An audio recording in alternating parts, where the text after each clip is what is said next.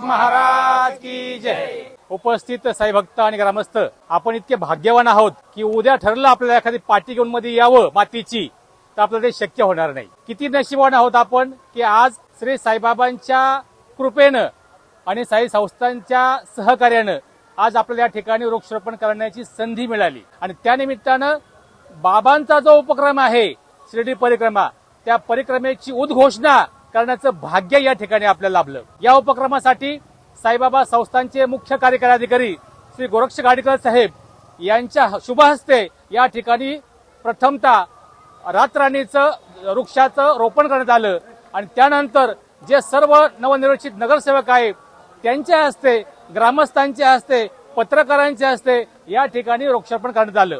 मी सर्वांचं मनपूर्वक आभार व्यक्त करतो की आपण या उपक्रमाला सहकार्य केलं आणि सहभागी झालात।